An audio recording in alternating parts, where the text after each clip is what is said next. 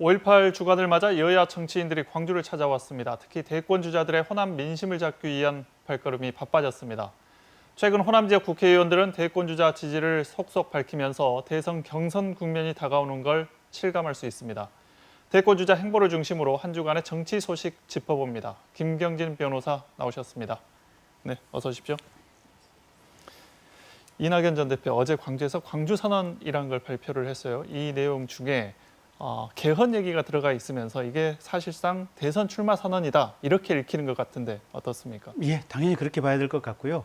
개헌이라고 하는 것은 정말 국가 지도자만이 이게 이끌고 나갈 수 있는 주요 이슈이기 때문에 당연히 대권 출마 선언이다 이렇게 봐야 될 것 같고, 이제 특히할 것은 부동산에 관한 권리 얘기를 했거든요. 주거권 얘기. 그만큼 부동산 문제 심각한데 해결하겠다.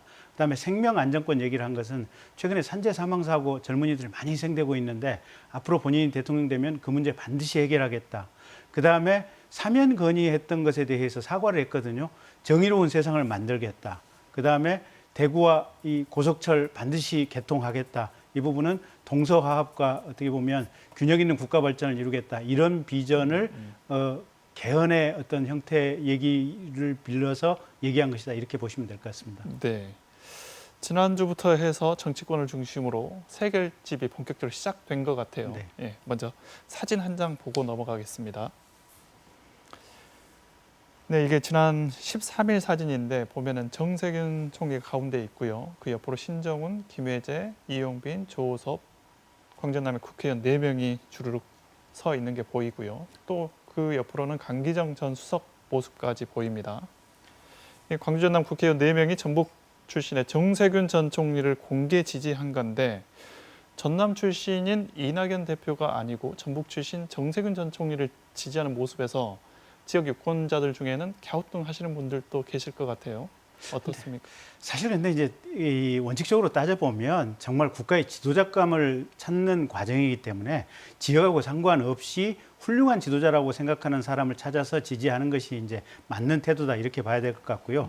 이제 현실적으로 이낙연 대표 입장에서는 약간 뼈아픈 대목이 있지 않을까 싶고, 결국은 어떤 친화력에 있어서 정세균 전 총리가 훨씬 더 경쟁력을 보여주었다. 지금 이렇게 읽혀야 될 것 같은데, 어쨌든 이낙연 대표 입장에서는 과거에 고공행진하던 지지율이 빠지고 있는 상황이다 보니까 저 사진을 보면 좀 대단히 아픈 상황이고, 정세균 총리 입장에서는 최근에 어쨌든 지지율이 이렇게 올라가고 있는 이 상황이다 보니까 저 사진으로 인해서 힘을 조금은 더 얻을 수 있지 않을까 이렇게 봅니다.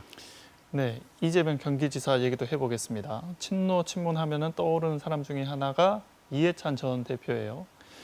이해찬 전 대표 지지 모임을 이재명 지사 쪽에서 흡수하면서 이게 대세론이 굳혀지는 것 아니냐 이런 얘기까지 나오는데 실제로 그런 흐름이 상당히 있죠. 그러니까 이재명 지사가 최소한 민주당 당내의 후보들을 가지고 보면 벌써 6개월 이상 계속해서 부동의 1위를 하고 있는 상황이고, 그다음에 반대 진영에 있는 윤석열 전 총장하고 1위를 가지고 계속 엎치락 뒤치락 하고 있는 이런 상황이고, 또 민주당 당내에서 2위 주자와의 격차가 상당히 많은 수치가 지금 여론조사에서 반복적으로 나오고 있거든요.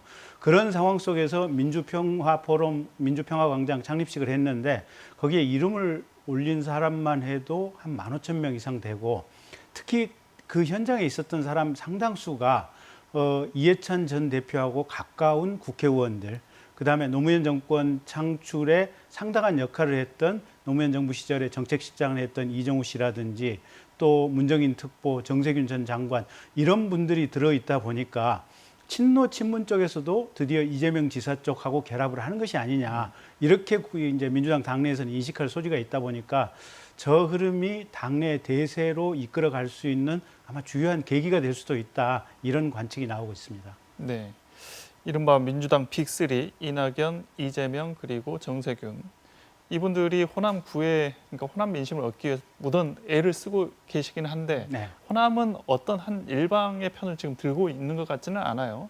이렇게 지금 저울질을 하고 있다 뭐 이런 생각도 드는데 어떻게 보십니까? 이게 이제 큰 틀에서 보면 2강 1중이거든요. 보면 그러니까 이낙연 대표하고 이재명 지사가 두 분이 아마 호남 내에서는 아마 비슷한 지지율을 지금 얻고 있는 상황인 것 같고요. 그다음에 이제 정세균 전 총리 같은 경우는 조금 뒤쳐져 있는 이런 상황들인데 이제 전국의 흐름을 보면 이재명 지사가 치고 나가는 흐름이니까 이 전국의 흐름이 호남으로 얼마만큼 빨리 유입이 될 거냐 이제 이런 부분을 하나 좀 지켜봐야 될 것 같고요. 두 번째는 호남 내부에서는 정세균 전 총리가 조금 치고 올라가고 있는 상황인데 이 치고 올라가는 흐름이 이 호남 내에서 완전히 본인이 주도를 할 수 있을 것인지 그리고 그걸 바탕으로 해서 타 지역 전국적으로 확산을 시킬 수 있을 것인지 이게 관건이라고 봅니다. 네, 윤석열 전 총장 얘기도 좀 해보겠습니다. 오느냐 마느냐 뭐 이렇게 예측들이 있었는데 결국 안 오시는 것으로 정리가 된 것 같아요. 그러면서도 5.18과 관련한 메시지를 언론 통해서 이야기를 했단 말이에요. 굉장히 정치적으로 또 읽히기도 하는데 어떻게 보세요? 그러니까 당연히 뭐 정치적인 거고요. 그러니까 그 사이에 일각에서는 워낙 한동안 메시지가 없다 보니까 뭐 혹시 출마 안 하는 것이 아니냐 이제 극소수지만 뭐 그런 어떤 의혹이라든지 시각들이 있었는데 최소한 그 점은 불식시키고 나는 반드시 출마한다. 이걸 분명히 했다라고 보여지고요. 메시지 내용 자체는 보면 5.18 자체가 자유민주주의를 지키기 위해서 가장 중요하고 현재도 진행형이다. 그리고 특정 어떤 정치 세력의 전유물이 아니다. 가장 기초적이고 상식적인 내용을 얘기함으로써 어떻게 보면 본인이 계속해서 강조했던 자유민주주의 헌법질서 수호, 그다음에 난 대통령에 출마하겠다. 이 두 가지를 반복적으로 분명하게 얘기했다. 이렇게 보면 될 것 같습니다. 네, 알겠습니다. 오늘은 여기까지 듣겠습니다. 고맙습니다.